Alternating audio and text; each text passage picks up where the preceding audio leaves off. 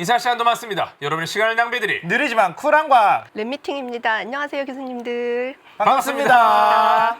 이번에는 몸 전체를 위한 글자에 대한 얘기로 넘어가겠습니다. 좋습니다. 오늘 제가 아까 전에 답이 별로 없는 글자에 대한 얘기를 했잖아요. 예. 답이 있는 경우도 있어요. 그래서 글자 어떤 폰트를 써야 돼요? 라고 할 때 좀 여기서 좀 공부를 해야 되는데요. 이 전문 용어를 딱 한 번만 하고 넘어가겠습니다. 좋습니다. 가시성, 판독성, 가독성 요 세 개만 기억을 해주세요. 가시성은 눈에 잘 보이는 글자예요. 예. 그래서 이상하거나 너무 크거나 너무 예쁘거나 뭐 그랬을 때 눈을 한 번에 시선을 딱 사로잡아야 되는데 가시성이 높으려면은 길면 안 돼요. 한 글자 내지 한 단어 수준이어야 되고 패션으로 치면 하이힐 같은 거예요. 하루 종일 입고 일은 못하지만 무대에 올라갈 때 잠깐 나를 돋보이게 해주는 거. 무대 의상. 네, 무대 의상 같은 거죠. 예. 뭐 아파트에서 뭐 806동 뭐 이런 식으로 동 써져 있는 것도 가시성이 높아요. 그냥 크니까. 가시성의 영역은 어느 정도 좀 취향의 영역이라고 할 수 있고 그냥 고르면 됩니다. 다음에 이제 판독성. 판독성은 빠르고 정확하게 글자를 판별하게 해주는 능력입니다. 그래서 빠르고 정확하게라 그랬잖아요. 일상에서 제일 빨라야 되는 데가 어딘가요? 도로에서 그렇죠. 중요하죠. 그렇죠. 빨리 읽어야 되고. 네. 예. 그래서 시속 100km로 차를 타고 가고 있는데 아까 같은 그 가시성 높은 글자가 일어나면 되게 위험하겠죠. 빨리 판독을 해야 되기 때문에 도로교통 표지판은 저런 모양을 가질 수밖에 없고 여기 정자로라고 있는데 우연히 정자로 옆에 장자로가 있어요. 시속 100km 갔는데 어느 쪽이 정자고 어느 쪽이 장자지? 하면서 헷갈리면은 위험하게 됩니다. 그래서 판독성은 빨리 판독이 돼야 되고요. 그다음에 최근에 이제 기술이 발전하면서 자동차 대시보드에 이제 폰트들이 이렇게 뜨잖아요. 자동차 대시보드에서 저기 엔지니어들이 어떤 시스템을 이렇게 개발을 했는데 자동차 안에서 문장을 읽는 게 너무 위험한 거예요. 그러면 뭐 이 기술 폐기해요? 그럴 때 이제 디자이너들이 나서서 판독성을 높여보자라고 예. 만든 게 저 오른쪽 같은 폰트인데 4개의 이렇게 성격이 있는데 위쪽에 있는 저 폰트들을 아래쪽에 있는 성격의 폰트로 만들면은 판독성이 높아집니다. 네, 하나하나 설명은 못하고 예. 저 맨 앞에 있는 것만 보면 C가 위엔 닫혀 있고 밑엔 열려 있잖아요. 네. 닫혀 있는 구조면 C랑 O랑 구분이 잘 안 돼요. 아, 헷갈린다. 아, 그렇죠. 네, 근데 예. 열려 있으면 C랑 O랑 구분이 잘 됩니다. 확실하게 보이니까. 그쵸. 그러니까 닫을 거면 확실하게 닫고 열 네. 거면 확실하게 열자. 네. 이게 이제 그렇죠. 판독성의 네. 아. 그래서 여러 가지 한 4가지 정도 예가 있는데 저기 어떤 성격을 밑에 있는 성격으로 바꿔서 판독성을 끌어올리면 문장을 읽는 속도가 0.5초가 줄어들어요. 0.5초면 아무것도 아닌 것 같지만 시속 100km로 달리고 있을 때면 14m를 굴러가는 거리예요. 14m면 자동차 2대가 굴러가는 거리잖아요. 그쵸. 그러면 사람 목숨이 왔다 갔다 할 수 있습니다. 그러니까요. 저희 타이포그래퍼들은 오늘도 여러분의 목숨을 위해서 아, 닫혀있는 글자를 열고 구조를 있습니다. 열고 있습니다. 아. 정확해야 되는 영역도 있는데요. 예. 오른쪽 보면은 오른쪽에 한컴 바탕 휴먼 명조 제일 많이 쓰는 네. 명조체 계열들이고 윤명조는 디자이너들이 많이 쓰는 폰트인데 흥이랑 홍이랑 구별이 잘 안 되죠. 홍홍 너무 힘들어요, 저거. 네, 근데 흥이랑 홍이 구분이 안 되면 되게 치명적이 되는 경우가 있어요. 판사들의 판결문에서 아, 뭐 가령 김흥민 씨가 있는데 뭐 나쁜 범죄자예요. 김흥민 하다가 판사님이 뭐 과로를 하시거나 아니면 노안이 오셔가지고 예. 김흥민을 실수로 김홍민이라고 쓰고는 김흥민이라고 썼다고 착각을 했어요. 네. 그럼 그 판결은 무효가 될 수가 있겠죠. 판결문은 판독성을 바짝 끌어올려야 된다는 법조계 분들의 어떤 그 경각심이 있어서 이 법 전문가들이랑 한양정보통신의 폰트 전문가들이 한 2년 반 동안 대여섯 차례의 개정을 거쳐서 판독성을 바짝 끌어올린 폰트가 판사님들이 판결문할 때 쓰시는 판결서체라서 흥이랑 홍이 좀 구별이 잘 되죠. 네. 그러네요. 네. 뚜렷하게 구별이 예. 되네요. 판결서체는. 네, 저 판결서체 같은 경우는 사람 운명이 왔다 갔다 할 수 있어요. 여러분 폰트가 사람의 운명을 좌지우지할 수 있을까요? 그러니까요. 네. 가능할 것 같습니다. 네, 그래서 네. 오늘도 저희 타이포그래퍼들은 이 사회의 정의를 지키기 위해서 야. 점 하나를 새로 찍고 이 있습니다. 사회의 모든 것을 타이포그래피들이 하고 있습니다. 그러니까 목숨도 지키지, 네. 정의도 지키지. 안전도 그러니까요. 지키지. 야, 세상을 외계인으로부터도 인류를 지키고. 그러니까요. 마지막으로 가독성인데 가독성은 긴 글을 읽을 때 피로감을 적게 주는 폰트예요. 되게 어렵습니다. 왜냐면은 그냥 딱 봐서 뭐가 다른지 모르는데 읽어봤을 때 몸이 어쩐지 좀 불편하다 느껴지면은 가독성이 떨어지는 거예요. 그래서 가장 인체공학적인 거고, 그래서 가독성쯤 되면은 거의 사람들이 편하다고 느끼는 게 일치해요. 왜냐면 우리 눈이 시력이 되게 좋은 사람도 있고 안 좋은 사람도 있고 그렇죠. 물론 노안인 사람도 있지만 어느 정도 정규 분포를 그리기 때문에 피로감을 덜 느끼는 폰트들은 비슷비슷하게 생겼어요. 예. 그래서 거의 답이 정해져 있고 어떤 폰트가 가독성이 제일 높아요라고 한다면 가장 최근에 만들어진 되게 비싼 폰트들이 가독성이 높긴 해요. 왜냐면 요새 이 테크닉을 매체 환경을 반영을 예, 하기 예. 때문에 근데 돈 주고 폰트 사진 않잖아요. 그래서 있는 폰트 중에서 고르면은 그냥 같은 크기로 똑같은 문장들 이렇게 보면은 하나가 되게 잘 읽히는 게 있을 거예요. 그게 아마 가독성이 높은 폰트일 거고 그걸 골라서 쓰시면 되고 그래서 아까 가시성은 무대 의상이라고 했다면 가독성은 마라토나 같은 거예요. 그래서 아마 이 시스템 폰트들은 공짜라고 생각하지만 기계값에 포함돼 있어요. 사실 개발비 비싼 폰트들입니다. 원래 가독성은 책에서 시작을 했는데 요새는 스마트폰으로도 긴 네. 글을 많이 읽기 때문에 스마트폰에서 가독성이 높은 폰트랑 또 책에서 가독성이 높은 폰트랑 좀 있으면 달라요. 예.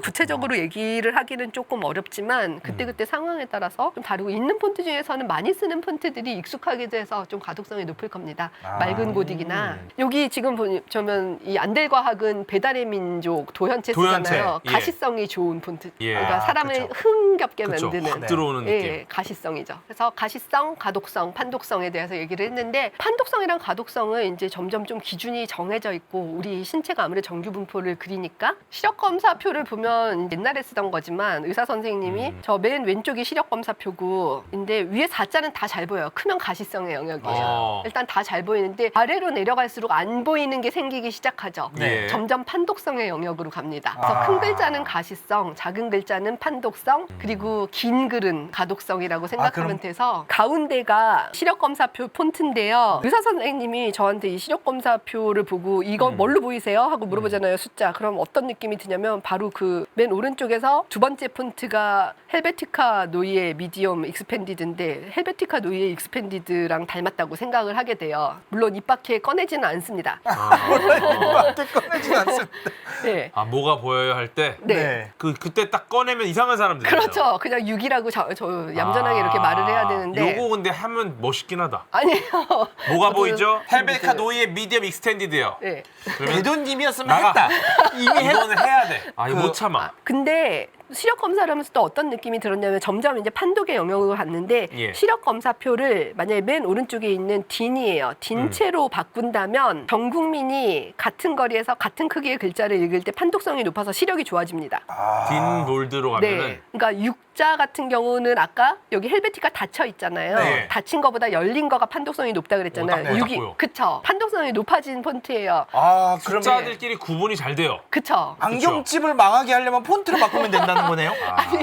네. 그래서 이제 노안이 오거나 하면은 글자가 커져야 된다고 생각하잖아요. 예. 근데 노인들의 인지는 완전 달라요. 그래서 노인들은 글자가 큰 것도 중요하지만 한 번에 많은 양의 글자를 봐요.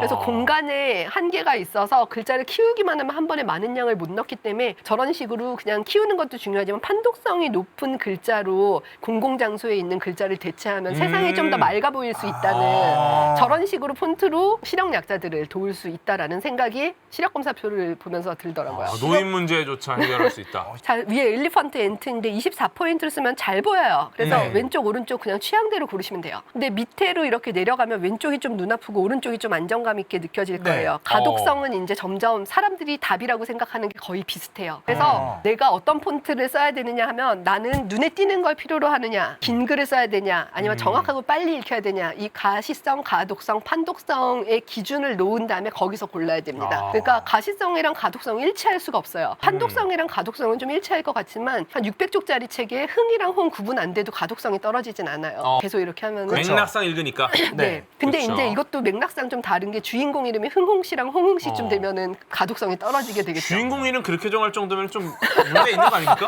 그래서 가독성은 거의 답이 정해져 있는 영역들이 있다. 그래서 내가 뭘 원하는지를 먼저 파악을 하는 게 좋은 폰트를 고르는 지름길이고 코끼리와 개미에서 본명조가 판독성이 높죠. 또릿또릿해 네. 보여서 저게 최근에 만들어졌어요. 디지털 환경에 저쪽이 다 어울리고 세명조는 아까 전에 글자 그리신 그 최종호 선생님의 어떤 그 느낌이에요. 그래서 밑에 글자를 보면 오른쪽이 또렷하게 보여요. 작은 폰트에서. 근데 위에 가시성은 이제 좀 취향의 영역인데 어린이 책이라면 본명조가 좀 어울리겠고 고색 창연한 동양화 화집에서는 오른쪽이면 조금 유치할 수가 있겠죠. 왼쪽이 어울리겠고 그렇게 맥락에 따라서 가시성은 정하면 된다는 여러분 그 폰트를 폰트를 고르실 때 24포인트에서 잘 기능하는 폰트가 8포인트에서 기능성이 떨어질 때가 있어요. 똑같은 폰트라도 크기에 따라서 달라지기 때문에 8포인트로 쓸 때는 8포인트로 이렇게 고르셔야 돼요. 제 친구가 이 공대 쪽에서 논문을 쓰는데 논문을 쓰는 게 일상이다 보니까 일상을 아름답게 만들고 싶어서 예. 자기가 갖고 있는 폰트들을 다 이렇게 타이핑을 한 다음에 크게 봤대요. 저 왼쪽 같은 폰트로 논문을 쓰고 있는 거예요. 그래서 눈 안 아프세요? 라고 이렇게 물어봤더니 그리고 제가 오른쪽처럼 고쳐줬어요. 그래서 어떻게 한 거예요? 라고 물어보는 거예요. 그래서 왜 그렇게 쓰고 계시냐고 했더니 자기의 논문 쓰는 일상을 아름답게 만들기 위해서 크게 봤을 때 제일 예쁜 폰트를 고르면은 그게 작게 봤을 때도 아름다울 거라고 생각했는데 크게 봤을 때 저 아름답게 보였던 이 세부 디테일들 있잖아요. 이게 8포인트가 되면 3포인트, 2포인트, 1포인트로 이렇게 작아져서 눈에 탈락이 생깁니다. 점점 안 보이기 시작해요. 그렇기 때문에 눈을 핥히기 시작합니다. 그래서 저는 사실 전 국민적인 집에 들어가가지고 타이포그래피 클리닉이 필요하지 않을까라고 생각하는데 왼쪽 같은 폰트를 쓰고 있으면은 목도 아플 거고 눈도 아플 거고 저는 성격도 나빠질 거라고 생각해요. 피곤하니까. 네. 인성교육마저 사실 폰트였다. 폰트로 한다. 네. 우리 사회의 모든 것을 구성하고 있는 것은 다 폰트였다. 그러니까요. 만물 폰트설. 타이포그래피는 물리고 수학이고 만물이고 모든 것이다. 것입니다. 아까 전에 제가 정규분포란 얘기를 했잖아요. 예. 정규분포란 말 쓰기 좀 조심스럽지 않습니까? 그러니까 정규분포라는 게 예. 평균을 상정을 하는 거잖아요. 예. 그 평균을 기준을 누구로 두냐라고 할 때 주로 지금까지는 지역적으로는 서울에 사는 그리고 연령으로는 경제활동을 하는 신체 상태로는 신체 건강한 성별로는 남성이 기준이에요. 많은 정규분포가. 그러면은 지역적으로는 지방에 사는 그다음에 연령적으로는 경제활동을 하지 않는 어린이나 노인들 그리고 신체가 부자연스러운 약자나 이제 소외자가 돼서 소수자가 되는 거예요. 네. 그래서 의학 같은 경우에는 남성의 몸을 기준으로 하기 때문에 여성한테 분명히 병이 있는데 병원에 가도 너 안 아프다라는 말을 들을 수가 있어요. 남성의 몸을 기준으로 하기 때문에 예. 그래서 지금까지 제가 얘기한 가시성, 가독성, 판독성은 정규분포라고 하는 건 어떻게 보면은 신체 건강한 서울에 사는 성인 남성을 기준으로 하는 것일 수가 있습니다. 그래서 제가 이제 관심을 갖는 것은 거기에 해당하지 않는 몸들에 관심을 갖고 있어요. 그래서 어린이를 위한 저는 이제 성별에 대한 이슈는 이제 잘 모르겠고 지역에 대한 이슈도 잘 모르겠고 연령에 대한 이슈는 확실히 있어요. 나이 든 분들을 위한 폰트 그리고 어린이들을 위한 폰트. 그래서 어린이의 몸을 위한 글자에 대해서 요새는 관심을 갖고 있는데 어린애들 글자 쓰는 거 정말 싫어합니다. 초등학교 교실에 가면은 글자 쓰라 그러면 난리 나요. 밖에 예. 운동장에서 뛰어놀고 싶은데 앉아 있는 것도 속상한데 글자까지 쓰라 그러면 되게 속상하거든요. 아, 근데 그렇군요. 몸이 배려를 별로 못 받고 있어요. 지금 어린이들이 따라 쓰는 글씨체는 어른이 쓰는 굉장히 노련한 글씨체를 따라 쓰고 있는데 그게 어떤 느낌이냐면 지금 피아노로 치면은 바이엘 체르니도 모르는데 쇼팽 베토벤부터 치라고 하는 거랑 좀 비슷한 느낌인 거예요. 근데 제가 아까 전에 이제 도구의 물리학에 대한 얘기도 했는데 어릴 때는 1학년부터 4학년 때까지는 주로 연필로 쓰잖아요. 네. 그러니까 한 5학년쯤 돼야지 연필 아닌 필기도구를 쓰기 시작해요. 근데 이제 교과서 같은 경우는 종이에다가 이렇게 쓰는데 교과서는 책의 성격도 가지고 있지만 공책의 성격도 가지고 있어요. 글자를 이렇게 쓰니까. 근데 교과서를 이 선택하는 분들이 일러스트가 화려하면 애들이 좋아할 거다라고 생각을 하셨는지 발색이 화려한 코팅 종이를 교과서 이렇게 선택을 해요. 예, 연필로 이렇게 쓰는데 코팅이 되어 있잖아요. 근데 연필이 종이에 글씨를 써주는 원리는 예. 흑연 가루가 이 종이의 셀룰로스의 울퉁불퉁한 표면에 가루가 콕콕 박히면서 맞아요. 쓰여져야 그쵸. 돼요. 그래서 유리에는 연필로 글자를 쓸 수가 없어요. 그렇죠. 근데 코팅이 되어 있으면 비닐이 씌워지면서 유리화가 진행이 되어 있어서 종이가 받아줬어야 할 힘을 어린이들한테 전가를 시키고 있어요. 불쌍한 그렇군요. 어린이들. 네, 그래서 예, 저 위에 보면 뒤에 미음자 쓴 거 보이시죠? 예. 저렇게 뒤에 이렇게 글자가 배겨 나가고 글씨를 쓸 때마다 힘을 지나치게 줘야 되고 밑에 다리미 두더지 쓴 거 보면은 연하게 이렇게 쓰면 되게 불성실해 보여요. 어른들이 만들어 놓은 세계에서 뭔가 억울하다는 느낌이 들어요. 너무 힘을 들여야지 잘했다는 소리를 듣고 이 정도면은 충분히 잘했다는 얘기를 들어야 되는데 왠지 불성실하다고 다 아쉬워. 얘기를 듣게 되고 그렇군요. 예, 그래서 종이가 받아야 할 힘을 어린이들한테 전가시키고 있고 이런 점에서 이제 글씨 교육 같은 데서 어린이 몸이 좀 덜 돌봐지고 있고 또 저런 식으로 이렇게 배기잖아요. 그러면은 내가 교과서를 망치고 있다는 느낌이 들어요. 망가뜨리고 있다는 느낌이 들면 글씨 쓰기 점점 싫어지고 오른쪽 같은 경우는 5학년인데 5학년 정도 돼도 계속 예. 뒤에 이렇게 글자가 배기고 라고 하는 게 지나치게 이렇게 힘을 들게 하는 부분 있잖아요. 저런 게 지금 우리 사회에서는 조금 그래도 글자는 다 익히지 않아요? 라고 생각할 수도 있는데 글자를 결국 초등학교 1학년 때 글자를 익히지 못하면 이후로 학교 생활이 지옥이 되거든요. 근데 글자 무지키는 어린이들이 8% 정도 된다고 그래요.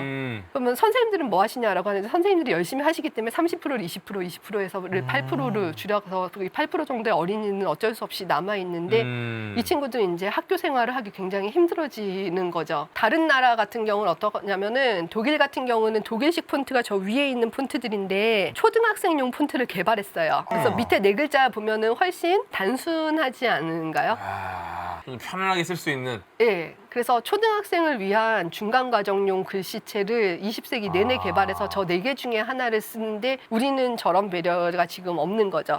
제가 좀 감동을 받은 것은 어린이들이 어쨌든 몸이 종이 위에서 춤을 추는 거잖아요. 예. 그래서 이 보통 글씨를 한 글자만 쓰는 게 아니고 단어나 문장을 쓰잖아요. 문장을 이렇게 쓸 때 몸의 리듬감이 이렇게 형성이 되면서 어린이들이 글자를 쓸 때 기분이 좋아지게 하는 것까지 연구를 해서 적용이 되어 있다고. 이런 부분마저 자문을 받아야 됩니다. 사실 우리가 진짜? 필요한 부분에 자문을 받지 않는 영역들이 꽤 있어요. 예. 중요하지 않나 이런 생각이 좀 드네요. 아까 제가 가독성, 가시성, 판독성 얘기했는데 그것도 어른의 기준인데 어른한테 가독성이 편하니까 어린애들한테 가독성 높은 폰트를 이렇게 준다면 어떤 문제였냐면 애들은 아직 긴 글 못 읽어요. 중학생쯤 돼야 긴 글을 읽잖아요. 그래서 아직 글자가 구분이 안 되기 때문에 판독성 높은 폰트를 줘야 돼요. 그런 게 어른의 기준으로 지금 많이 가 있고 되게 귀여운 게 이 로마자 문자 문화권의 어린이들은 이 소문자 B랑 소문자 D를 보면 강아지는 왼쪽을 보나 오른쪽을 보나 같은 강아지인데 왜 B랑 D는 다른 글자지? 이런 거가 어렵다고 그러더라고요. 그럴 수 있죠. 네, 그러니까 어린이들의 일상은 이런 의문과 아무도 설명해주지 않는 고군분투로 사실 가득 차 있는 하루하루를 보내고 있습니다. 영국에서는 어떤 게 있냐면 우리 눈에는 저기 엔드 옆에 B 있잖아요. 예. 요 왼쪽에 있는 B나 오른쪽에 있는 B나 똑같은 B로 보이는데 애들 눈에는 저게 다른 글자인지 같은 글자인지 모르는 거예요. 너무 다르다. 그래서 선생님들의 필기 습관에 맞춰서 폰트를 이렇게 사용하게 해줍니다. 그러니까 애들은 7자, 뭐 9자 같은 거 보면 저 두 개를 다른 글자로 볼 수가 있어요. 네. 그래서 선생님의 필기 습관에 맞춰주는 저런 대체 글자들을 많이 사용하는 게 영국에서 어린이들이 받는 배려입니다. 일본 같은 경우는 일본은 2018년에 교과서가 개정이 됐어요. 예. 이 교과서 만든 사람들 보니까 모리야마 카이지라는 이름이 있더라고요. 되게 유명한 안무가이자 무용가인데 일본 교육자들은 어린이들의 몸의 운동이다. 글자를 쓰는 게 그걸 이해를 한 거죠. 어린이들이 예쁜 글씨를 쓰는 것보다 글씨를 배우는 게 즐겁고 재밌는 리듬감을 가지는 춤추는 것 같은 경험이 됐으면 좋겠어요. 인터페이스가 종이지만 크 같은 경우는 묵직하게 떨어지잖아요. 그래서 네. 코끼리가 쿵 뛰어내리고 치 같은 경우는 날렵하게 빠지잖아요. 속도가 높죠. 그래서 슝 하면서 슝. 토끼가 이렇게 내려가고 저기 왼쪽에 카 같은 경우는 삐침 같은 거 있잖아요. 네. 삐침 같은 거 따라쓰기 힘드니까 특별히 콕 집어갖고 삐용 이렇게 날아가게 해서 하나하나 이렇게 설명을 해주지 않고 애들이 동물은 좋아하고 동물이 움직이는 거 좋아하거든요. 네. 아이들의 움직임을 유도를 해서 애들의 그 몸을 굉장히 중요시한다는 걸 알 수가 있었고 그리고 예전에는 아이우에오 순서로 배우잖아요. 네. 뭐 가나다라 같은 순서로 배우는데 제일 쓰기 싫은 크, 츠부터 해서 쓰기 어려운 글자로 순서도 바꿨더라고요. 그래서 저는 지금 어린이 이제 몸을 측정을 하고 있어요.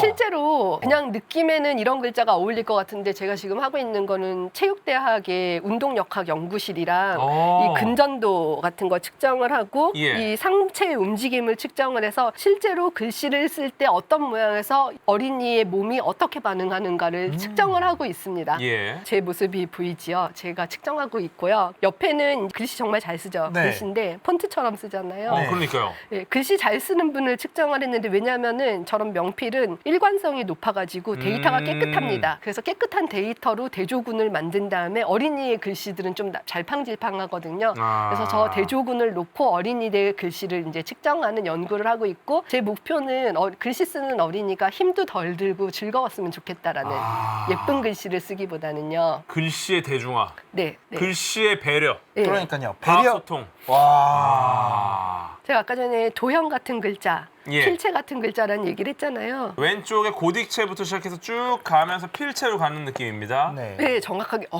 예. 보람이 있습니다.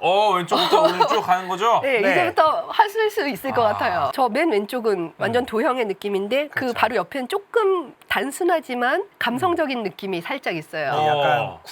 약간 곡선 같은 것들이 조금씩. 이제 네, 그다음에 그 옆에는 약간 어른의 글자 같은 느낌인 명조체. 네. 예. 궁서체도 사실 어른의 글자죠. 어른 네. 글자죠. 네, 맨 왼쪽은 스크립트체, 그냥 필체인데 측정을 해보니까 인간이 복잡하기 때문에 상상도 못하는 어떤 요인이 생기는데 예. 어린이들한테 힘을 덜어주는 거 이상으로 중요한 게 재미예요. 그래서 재미를 느낄 때 힘을 덜 들어하고 그래서 의외로 예. 제 생각에는 이 왼쪽에서 두 번째 같은 글자를 좋아할 어. 거라고 생각했는데 맨 오른쪽 같은 필체의 성격이 강한 글자가 사실 몸의 느낌을 잘 반영한 거예요. 아. 그래서 저 몸이 이렇게 부드럽게 움직이는 글자를 쓸 때 오히려 힘이 덜 들더라고요. 그렇군요. 네. 그래서 지금은 아직 많이 재보질 못해서 표본이 좀 적은 편인데 이제 표본을 조금 늘려가지고 실제로 어린이들을 위한 글씨체는 어떤 모습이어야 되나 재미나 뭐 힘을 이렇게 덜어주는 어린이들의 어. 몸을 잘 배려하는 이런 방식으로 연구를 지금 계속 하고 있습니다. 근데 마지막으로 이제 글자의 테크놀로지 같은 것, 글자의 미래에 대해서 잠깐 생각을 해본다면 네. 제가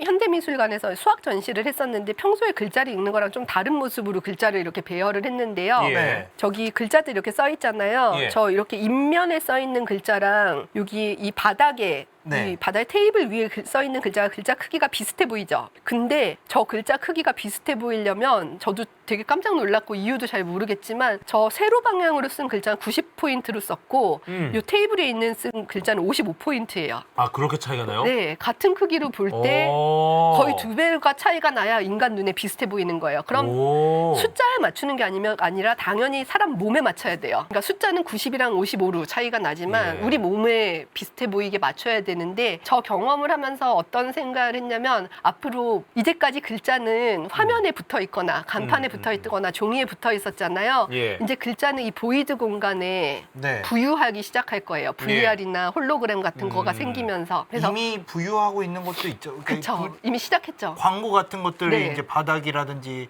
이제 네. 3D 공간에 약간 범퍼처럼 이렇게 튀어나오게 만들든 사실 안 튀어나온 걸로 착시 같은 걸로 해가지고 그런 것들이 있더라고요. 그래서 너무 신기하더라고요. 글자가 갑자기 저한테 이렇게 다가올 수도 있고 뒤에서 튀어나오거나 할 수도 있는데 예. 근데 글자가 VR 공간 같은 데서 부유하기 시작하면서 정보를 주게 되면 거기에 대해서 미리 글자랑 몸의 관계에 대해서 대처하지 않으면 멀미 같은 게 많이 생길 거예요. 그리고 가령 똑같은 크기의 폰트를 했을 때 이쪽에서 다가오는 글자랑 이쪽에서 다가오는 글자랑 크기가 다르게 보일 거거든요. 그러면 크기가 똑같은 위계의 정보일 때 크기가 크게 보이는 쪽이 중요하게 보이기 때문에 정보를 왜곡시키는 일이 생기게 되고 동등하게 정보가 도착하지 않고 네. 의도치 않게 왜곡될 수 있다. 네. 아, 그렇군요. 그러니까 우리의 몸이라던가 이 정보의 해석이라던가 멀미가 나지 않기 위해서 네, 미리 메타버스나 VR의 시대를 대비하려면 저런 부분에 대해서 연구가 미리 되어 있지 않으면은 좀 혼란스러운 상황이 올 거라고 생각합니다. 네.